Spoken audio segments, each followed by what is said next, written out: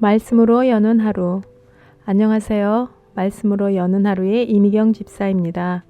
오늘은 하나님의 말씀 마태복음 7장 1절에서 12절의 말씀을 함께 나누시겠습니다. 하나님의 말씀입니다. 비판을 받지 아니하려거든 비판하지 말라. 너희의 비판하는 그 비판으로 너희가 비판을 받을 것이요 너희의 헤아리는 그 헤아림으로 너희가 헤아림을 받을 것이니라. 어찌하여 형제의 눈 속에 있는 티는 보고 내 눈 속에 있는 들보는 깨닫지 못하느냐. 보라, 내 눈 속에 들보가 있는데 어찌하여 형제에게 말하기를 나로 내 눈 속에 있는 티를 빼게 하라 하겠느냐. 외식하는 자여 먼저 내 눈 속에서 들보를 빼어라. 그 후에야 밝히 보고 형제의 눈 속에서 티를 빼리라. 거룩한 것을 개에게 주지 말며 너희 진주를 돼지 앞에 던지지 말라. 저희가 그것을 발로 밟고 돌이켜 너희를 찢어 상할까 염려하라. 구하라 그러면 너희에게 주실 것이요 찾으라 그러면 찾을 것이요 문을 두드리라 그러면 너희에게 열릴 것이니 구하는 이마다 얻을 것이요 찾는 이가 찾을 것이요 두드리는 이에게 열릴 것이니라. 너희 중에 누가 아들이 떡을 달라 하면 돌을 주며 생선을 달라 하면 뱀을 줄 사람이 있겠느냐. 너희가 악한 자라도 좋은 것으로 자식에게 줄 줄 알거든. 하물며 하늘에 계신 너희 아버지께서 구하는 자에게 좋은 것으로 주시지 않겠느냐.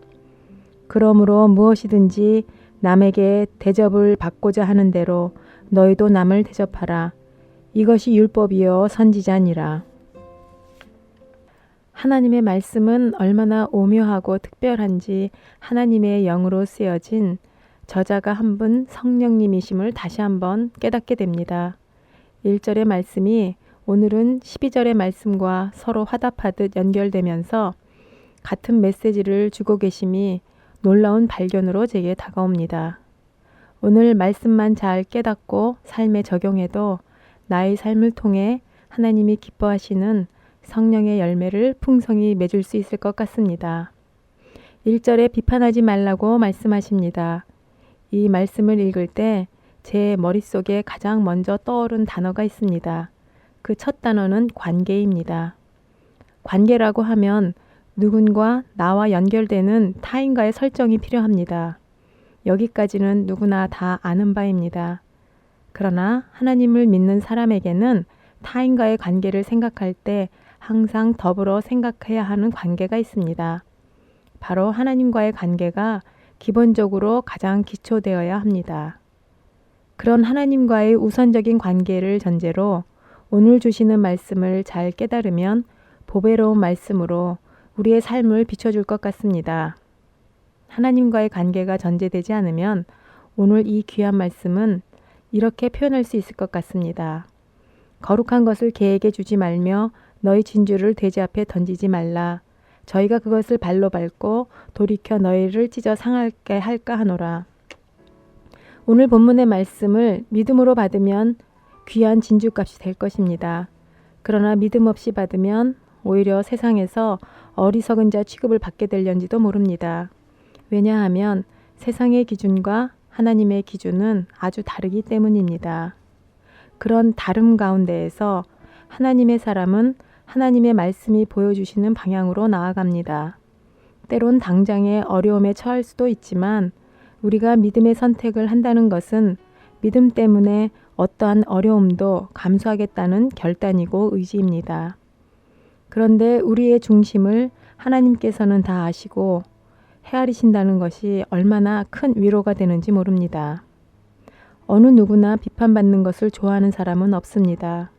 오히려 비판을 받기보다는 칭찬받기를 좋아합니다. 그런데 오늘 12절의 말씀은 대접받고 싶은 대로 먼저 상대를 대접하라고 하십니다. 즉, 여러분이 칭찬을 받고 싶다면 먼저 그 이웃을 칭찬하라고 하십니다. 인간의 본질은 남을 비판한 것은 아주 자연스럽지만 남을 칭찬하는 것은 솔직히 쉽지 않고 인색합니다. 오늘 12절의 말씀을 황금률이라고 부릅니다. 그만큼 귀하고 중요한 확실한 진리의 말씀이라는 뜻입니다. 저는 오늘 3절에서 5절의 말씀을 보면서 여러 가지 생각을 합니다. 눈이라는 표현과 티와 들보라는 표현, 눈에 들어있는 티와 들보에 관한 비유의 말씀을 보면서 눈 대신에 마음을, 그리고 티와 들보 대신에 죄로 인한 생각, 행동, 여러 가지 모양의 단점으로 생각해 봅니다. 내 마음에 더 악하고 못된 죄에 대한 생각들과 단점들이 많으면서 누군가의 실수나 단점을 보면 비판부터 하려는 나의 중심을 발견합니다. 가끔 말씀을 통해서 내 안에 감춰진 깜짝 놀랄 만한 이기적인 면들이 때로는 발견하고 당황하게 됩니다. 우리는 우리 자신에 대해 가장 모를 수 있습니다. 우리의 보여지는 것만으로 우리 자신을 평가하게 된다면 예수님이 질책하셨던 바리새인이나 서기관들과 같은 율법주의자가 돼서 평생 자신이 바르게 사는 줄로 착각할 수도 있다는 것입니다. 정작 판단을 받을 하나님 앞에서는 돌이킬 수 없는 그릇된 삶으로 심판을 받게 될지도 모릅니다. 그래서 우리 자신의 진짜 모습을 알기 위해선 우선 용기가 필요합니다. 하나님의 말씀으로 우리 자신의 죄악된 모습을 보고 우리 심령이 찔림을 받을 때 우리는 겸손하게 말씀이 감동을 주시는 대로 받아들이고 인정해야 합니다. 그런데 자아가 강하면 강할수록 그러기가 쉽지가 않습니다. 예수님께서 비유로 굳이 티끌과 들보로 말씀하신 것에 대해 묵상을 하니 나는 내 자신의 잘못에 대해서는 티끌만큼이나 아주 작게 여기는 반면에 남의 작은 실수나 그릇됨에 대해서는 들보만큼 크게 부풀린다는 것을 깨닫게 해주십니다. 우리는 얼마나 미숙한지 우리 자신의 실수에 대해서는 너무 관대한데 이웃의 실수에 대해서는 엄격합니다. 그러나 성령의 충만함을 통해 성숙해진다면 달라지게 될 것입니다. 자기 자신에 대한 잣대는 엄격해지고 이웃에 대한 잣대는 관대하게 될 것입니다. 그런데 저는 솔직히 아직은 그러지 못합니다. 자신의 문제가 뭔지도 모르고 이웃에 대해 비판하는 것은 옳지 않다고 예수님께서는 말씀하십니다. 우리는 우리 자신부터 하나님의 말씀을 통해 잘 살펴봐야 합니다. 저는 오늘 이 말씀을 묵상하면서 요한복음에 나오는 간음하다가 붙들려온 여인이 생각이 납니다.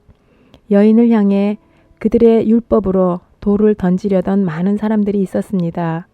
그 사람들은 돌 맞을 만한 죄는 짓지 않고 산다고 믿었던 사람들 같습니다. 그런데 예수님께서는 마음으로 음욕을 품은 자도 간음한 자라고 말씀하셨습니다. 예수님의 말씀을 통해 돌을 던지려던 사람들을 가만히 바라보면서 그들 모두, 아니 우리 모두는 다 돌 맞아 죽어야 하는 죄인들입니다. 그 사람들은 진정한 의미의 죄에 대해 아직 모르기 때문에 자신 안에 깊이 박힌 들보는 모르고 이웃의 행위로 드러난 티끌 같은 작은 죄에 대해서 흥분합니다. 지혜로우신 예수님은 죄 없는 자가 먼저 돌로 치라고 하십니다. 예수님의 이 말씀은 그들에게 누군가를 비판하기 전에 자기 자신을 어떤지 먼저 살피라고 하시는 배려함으로 느껴집니다. 처음에 예수님의 말씀을 들을 때 그것이 죄 많은 이 여인을 보호하는 것처럼 느껴졌습니다. 그런데 곰곰이 시간이 지난 후에 생각을 해보니 그 예수님의 말씀은 오히려 그 여인보다 돌을 던지려던 무지한 사람들을 향한 예수님의 사랑이시고 배려하심이셨습니다. 이미 돌을 던지면 돌이킬 수가 없습니다. 날아간 돌은 결국 자기 자신에게 던져진 비판의 돌이 될 것입니다. 비판을 하면 비판을 받게 된다고 예수님께서는 비판을 받지 않으려면 비판하지 말라고 하십니다. 나는 이 말씀 앞에 그동안 수없이 남을 비판했던 나의 모습을 바라보면서 예수님 앞에 부끄럽습니다. 그러면서 이런 고백을 드리게 됩니다. 예수님, 나의 이런 못된 내 마음의 들보들을 예수님 앞에 다 내려놓습니다. 예수님의 보혈로 덮어주시고 용서하여 주시기를 간절히 기도드립니다. 아멘. 지금까지 이미경 집사였습니다. 감사합니다.